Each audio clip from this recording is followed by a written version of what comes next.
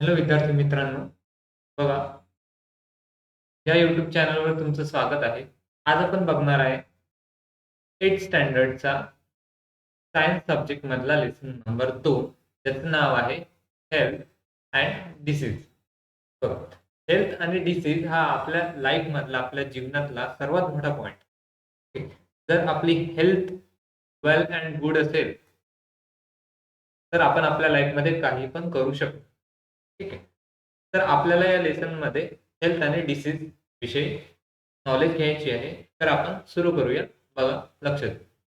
Have you ever taken the leave from school due to sickness? तुम्ही कधी स्कूलपासून सुट्टी घेतलेली आहे का? हो.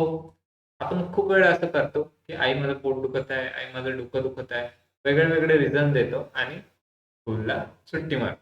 ठीक आहे. What happen exactly when we become six?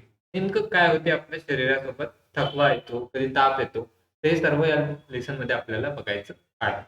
Sometimes we feel good even without taking any medicine. Sometimes we need to consult doctor. कधी-कधी आपल्याला घरीच बरं वाटते किंवा कधी-कधी आपल्याला डॉक्टरकडे जावं लागतं.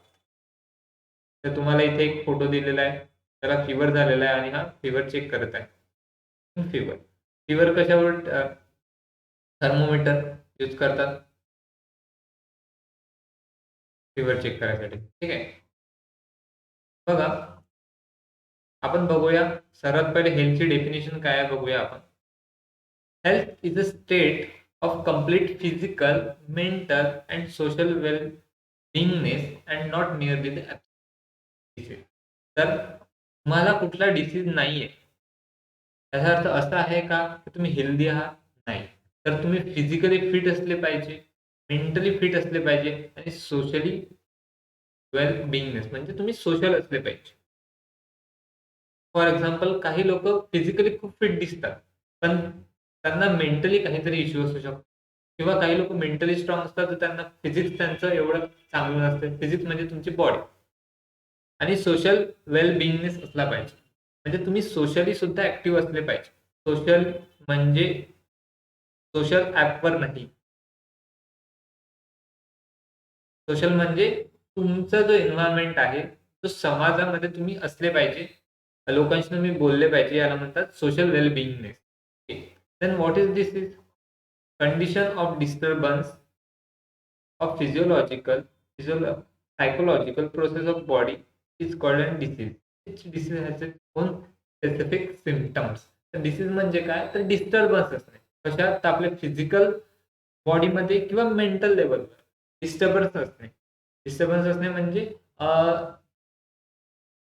ते व्यवस्थित नसणे. त्याला डिस्टर्बन्स म्हणूया आपण. आणि जर असं काही तुमच्या बॉडीसोबत होत असेल, अशी प्रोसेस तुमच्या बॉडीमध्ये होत असेल, तर त्याला काय म्हणायचं? त्याला म्हणायचं डिसीज. ठीक. Then type of disease. तर वेगवेगळ्या टाइपचे डिसीज असतात. जसे की डायबिटीज, आपण त्याला शुगर असं म्हणतो आपल्या लँग्वेजमध्ये. Common cold, asthma, Down syndrome, heart disease etcetera. Reasons and symptoms of all the disease are different. हो, प्रत्येकाचे सिम्प्टम्स वेगवेगळे असतात. To bring coordination in scientific study of disease, disease are classified as. तर डिसीजला क्लासिफाय कसं केलेलं आहे हे आपल्याला खाली दिलेलं आहे. तर आपण बघूया. बघा, types of disease according to duration, according to reason. तर ड्युरेशन नुसार त्याचे काय टाईप? ड्युरेशन म्हणजे किती टाइम तो डिसीज तुम्हाला राहतो. क्रोनिक आणि ॲक्यूट. तर हे 2 प्रकार आहेत डिसीजचे टाईम ड्युरेशन. ठीक आहे. तर क्रोनिक डिसीज हा लाँग ड्युरेशन नसतो. लाँग ड्युरेशन म्हणजे हा खूप टाईमपासून असतो. जसं की एखाद्याला खोकला झालेला असेल आणि तो खोकला त्याचा खूप वर्षापासून आहे, तर तो क्रोनिक डिसीज आहे. ॲक्यूट डिसीज म्हणजे अ, याचा जो टाईम पिरियड असतो तो शॉर्ट असतो. म्हणजे तुम्हाला एखादा डिसीज झाला, तुम्ही डॉक्टरकडे गेले, काही महिने ट्रीटमेंट केली आणि तो डिसीज चालला गेला. That is acute. क्रोनिक म्हणजे ज्याचा टाईम ड्युरेशन जास्त असतं. हे बघा, हेरिडिटरी डिसीज ते डाउन सिंड्रोम. हेरिडिटरी म्हणजे जो वंश तुमच्या वंश म्हणजे तुमच्यापासून तुमच्या वंशाकडे ट्रान्सफर होईल. जर तुमच्या पॅरेंट्सकडून तुमच्याकडे ट्रान्सफर होऊ शकतो. तो हेरिडिटरी डिसीज आहे. ठीक आहे. दुसरा ॲक्वायर्ड डिसीज. ॲक्वायर्ड डिसीज म्हणजे तुमच्या लाईफमध्ये तुम्हाला होईल असा. ठीक आहे. हेरिडिटरी म्हणजे जो तुमच्यामुळे तुम्हाला नाही झालेला आहे, तर तो तुमच्या पूर्वजांकडून तुमच्या बॉडीमध्ये आलेला आहे. हा झाला hereditary disease.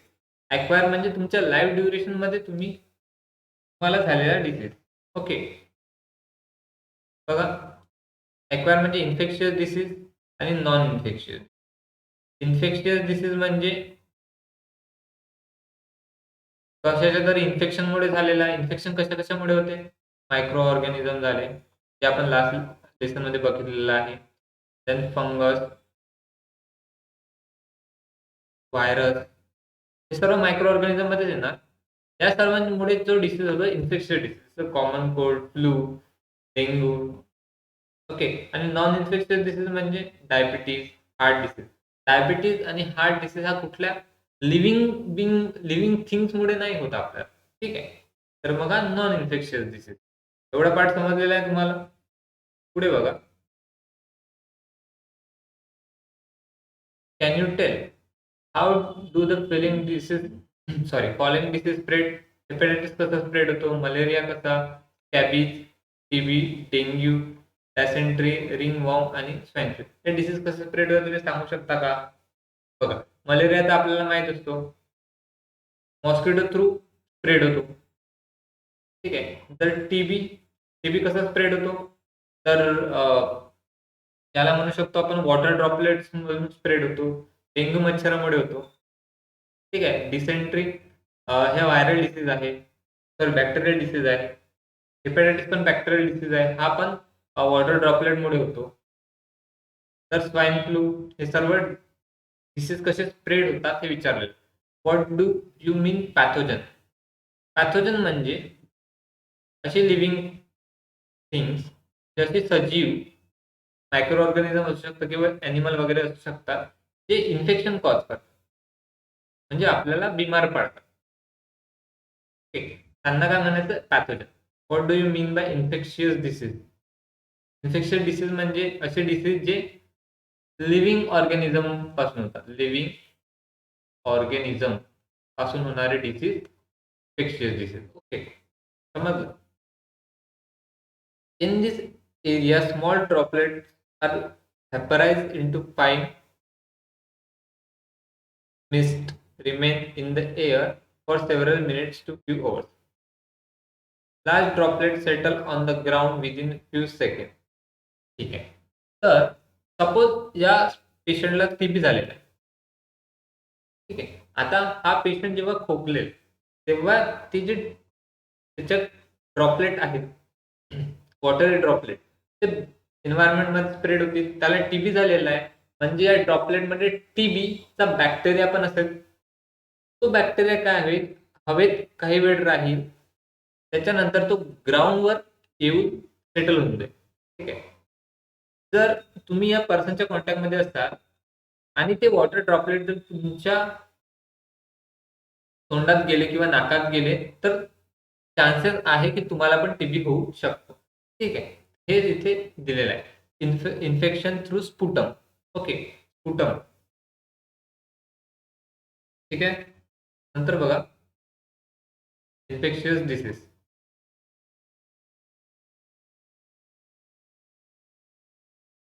Disease spread through contaminated air, water, food, vectors, insects and other animals called infectious disease. असे डिसीज जे इन्सेक्ट आणि अदर ॲनिमल मुळे होतात.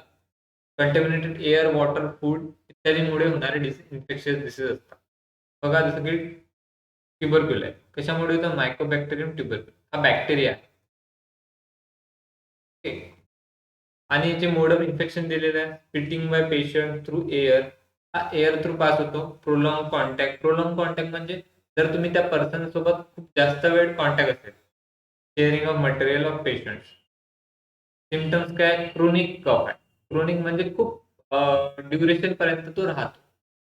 ब्लड इज स्पिटिंग म्हणजे जर तुमच्या थुंकीमध्ये ब्लड येऊ शकतो, इमॅसिएशन, डिफिकल्टी ब्रीथिंग, ब्रीथ करायला डिफिकल्टी होईल. ठीक आहे. नंतर याच्यासाठी काही वॅक्सिन यूज केलेलं आहे, BCG vaccine, isolation of patient, regular medicine like DOT. मेडिसिनचं टाईप आहे, मेडिसिन टाईप DOT म्हणजे.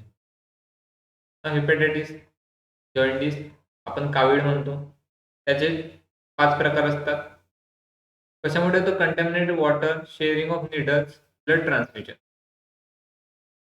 त्यामध्ये त्याचे सिम्पटम्स दिलेले आहेत.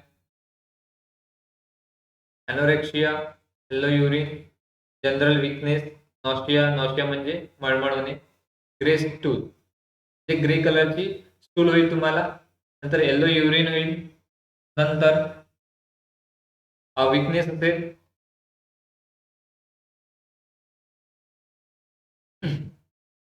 नॉशिया म्हणजे मी ऑलरेडी सांगितलं तुम्हाला, आणि एनोरेक्सिया म्हणजे तुमचं काय म्हणता येईल, वेट खूप जास्त वाढेल, लठ्ठपणा. Okay, weight increase. Drinking boil water, proper cleaning of hand. Boil water आणि प्रॉपर क्लिनिंग ऑफ हँड हे याचे प्रिव्हेन्शन आणि ट्रीटमेंट. त्यानंतर असं डिसेंट्री दिलेलं आहे, बॅक्टेरिया आणि व्हायरसमुळे होतो, शिगेला, बॅसिलाई, एंटीमोबा हिस्टोलिटिका. हे बॅक्टेरिया व्हायरलची नावं आहेत. तर कंटॅमिनेटेड फूड आणि वॉटर यांच्यामुळे होऊ शकतो हा. Water is to pain in abdomen, म्हणजे तुमचा जो ॲब्डोमन रिजन आहे, ॲब्डोमन रिजनमध्ये काय काय येते, पोट येते आणि intestine, small intestine, large intestine, हा भाग येतो ॲब्डोमेनमध्ये. तर इथे तुम्हाला पेन होऊ शकतो. Drinking of boil water, proper storage of food, ORS हे याचं ट्रीटमेंट आहे. कॉलेरा, व्हायब्रिओ कॉलेरी हा बॅक्टेरिया आहे, याच्यामुळे कॉलेरा होतो. कंटॅमिनेटेड फूड आणि वॉटरमुळे होतो. Vomiting, several diarrhoea, cramps in legs, म्हणजे पाय दुखतात आणि वॉमिटिंग होते. हायजेनिक प्रॅक्टिस जर तुम्ही केल्या तर याला तुम्ही प्रिव्हेंट और ट्रीट करू शकता. वॅक्सिनेशन पण आहे कॉलेरासाठी. टायफॉइड, साल्मोनेला टायफीमुळे होतो, हा बॅक्टेरिया आहे.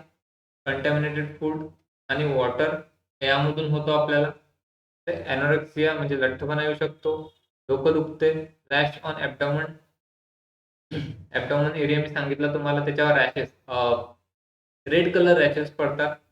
डिसेंट्री, फीवर, खूप जास्त प्रमाणात फीवर असतो. तर ड्रिंकिंग क्लीन वॉटर, वॅक्सिनेशन आणि प्रॉपर डिस्पोजल ऑफ सिवेज, तर यामुळे तुम्ही त्याला ट्रीट करू शकता.